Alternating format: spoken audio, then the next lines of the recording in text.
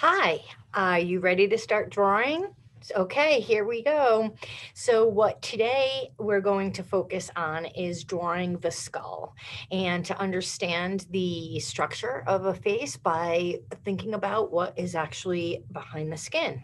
And so, I'm going to present my screen that I have here.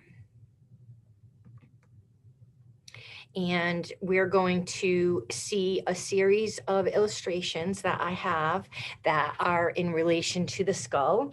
In addition to me actually having a skull right here that we can look at that kind of matches my face that I have right here. In order for you to understand cheekbones, the bridge of the nose, to understand how the eyes are set into these cavities, it'd be a great idea for you to practice sketching the actual skull. So here is an illustration that I want you to look at and to really think about how our face is a three-dimensional form, how the bones that we can feel add to the structure of our face. One thing that is very important, you have to always understand how something is made in order to understand how to draw it, or how something is structured in order to know how to draw it. And so, how exactly is our jaw connected to our part of our face? And that will help us be able to draw our mouth opening and closing. And so, with a series of illustrations, I want you to practice drawing the head in multiple views. And so, I want you to use this particular drawing as a reference, in addition to the one I previously showed you. I want you to do one finished one that has shading, and then a series of four that are sketches. And so, here are the series of four that are sketches. I want you to really think about how it shows three-dimensional form by sketching through the drawing. And what do I mean by that? Is that when this curve of the skull is indicated on the drawing, thinking about curving like around the skull and kind of like through it so we can kind of get this three-dimensional feeling. Notice how this artist created some guide points that they're measuring where things are located on the skull.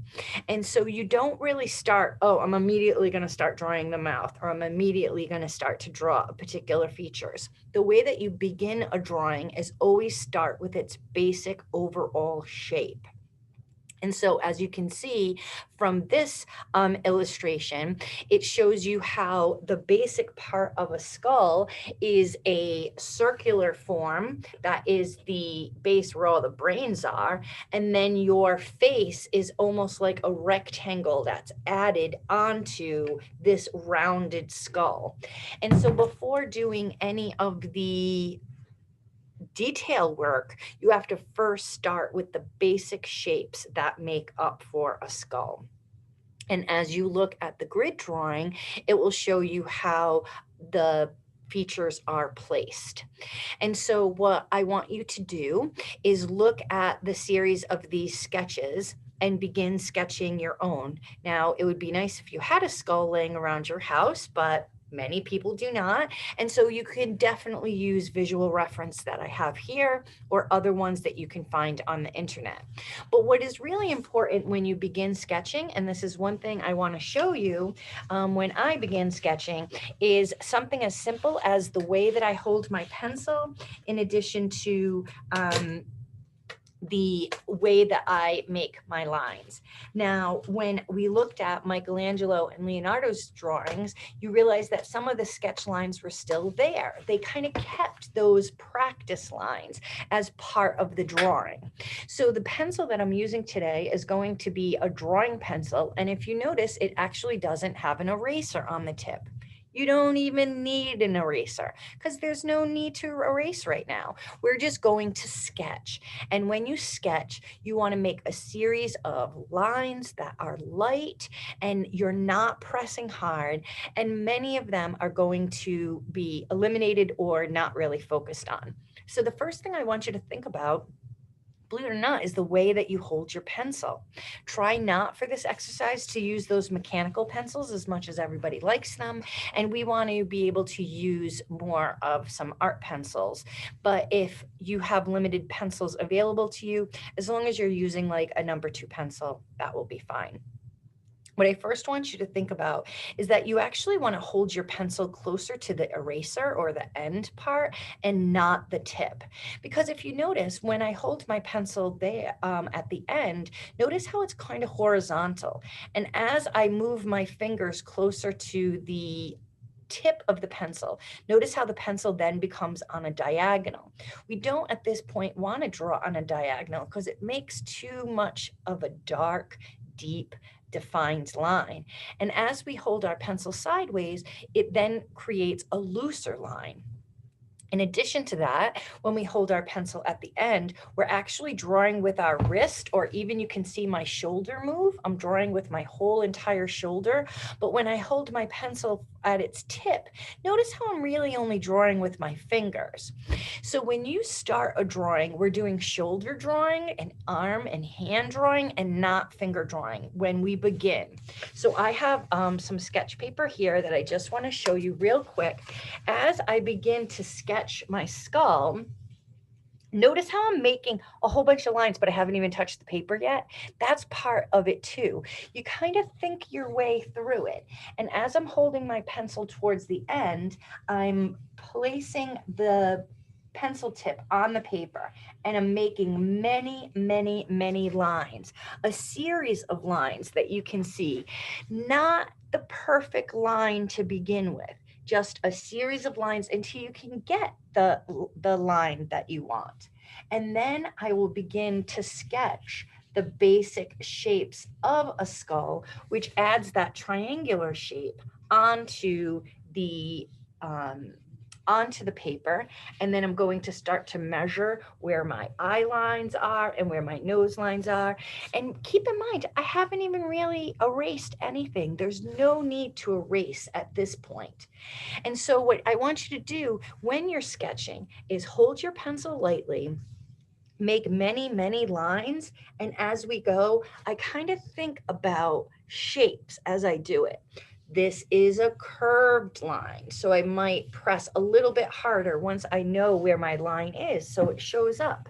This angles in, and it shows the angle of the bridge of the nose. The bridge of the nose comes out. And so I'm starting to do basic shapes that are informing the rest of the form. And so as I go, I start to add more and more lines. And as you see in the sample I have here on the left, you can see many, many lines are being sketched on the paper before the artist went and darkened the line and decided on what they wanted it to look like. And so really think about your skull as a three-dimensional form, not like a flat surface. And you can do that by really thinking about it in the shape of a box or a rectangle and try to add your skull into that form. We also have here more of a rendering that is complete. And so if you look on the left, that's what a skull actually looks like. And then when we look on the right, that is an artist rendering of a skull. That's not my rendering. That's one that I found from a book. It's an artist rendering. And so what we want to do is we want to think about what is the most important part of this drawing. I want you to think about the bridge of the forehead that rises up, and that really gives it that distinction. And notice how it casts a shadow into the holes of the eyes. Notice that strong edge of the corner of where the bone ends on your nose. So if you break your nose, that's the bone that you actually break. And that the rest of the nose is cartilage, so it's not part of the bone. And then goes to the cheekbones that rise up and connect to the jaw. And then notice the top jaw is connected to the skull, but the bottom jaw is not. The bottom jaw is hinged and can open and close. And so when people think about their mouth opening and closing, they think about it opening and closing together, when technically the top part stays connected to the skull, and it is only your bottom jaw that opens and closes. And so we want to indicate that through that hinge that happens underneath our cheekbones. And so by looking at a series of these sketches in multiple positions, we can then think about how our head changes as we look at it from different points of view, and how we can draw the skull in basic shapes, looking at the reference material and draw it in basic shapes so that we can understand the basic structure of the skull. And so you can use photographs of actual skulls, or you can draw right from the illustrations. But what we want to do is we want to look at the way that the artist render, look at how many, many lines are used to create these sketches. And then you can start, as you work on your drawing and you get more confident that what you're drawing is accurate, you can then start to slide your fingers down the pencil tip and start to use the tip of the pencil more boldly and pressing harder and going over your lines so that you can determine what lines you want to keep. But if you notice in this exercise, you do not have to have an eraser. The only thing you need is white paper and a pencil. No eraser needed. And if you make a mistake, don't cross it out. That's okay. By keeping your drawing light, or what they call an open drawing, you'll be able to lightly go over it. So as if I was drawing my skull and all of a sudden I drew the area too low, that's okay. Look how lightly I drew it. I drew it so lightly, it was even hard for you to see it in the camera. But as I got more confident that what I was drawing was in the accurate location, I can then press harder and be more defined and add a little bit of shading in order to create a little bit of depth. So what our goal for today is for you to do a series of drawings. I want you to do 4 skull drawings that are just line drawing sketches that are very similar to this piece of paper right here that shows 4 skulls in 4 different positions, trying not to erase. Just keep on drawing lines until you find the one that you want. And then lastly, we want to do one kind of shaded one, practicing, and so I can kind of see where your skills are and how you go about to approach. Now, the skull, you can use my reference material or you could use others, but you really only need 2 pieces of paper. One piece of paper can have a series of 4 skulls on it in different positions. And then the next piece of paper, we want to have 1 skull on it that is shaded. And so for the lesson today is 1 page that has 4 sketches on it and 1 page that has 1 sketch on it. And we're using just a pencil with no shading, no erasing, and you don't need that, but you do want to shade a little bit on your last one. I started with a 6B pencil because I had the ability to control how hard I press. But if you do have a tendency to press a little hard on your drawings, you might want to start with a lighter pencil, maybe like an HB or a 3B for your sketching, and shade the darker pencils, which would be like a 6B later when you are more confident with your drawing. So our first exercise is practicing skulls. You will be able to find some of these handouts as attachments in the lesson. Thank you.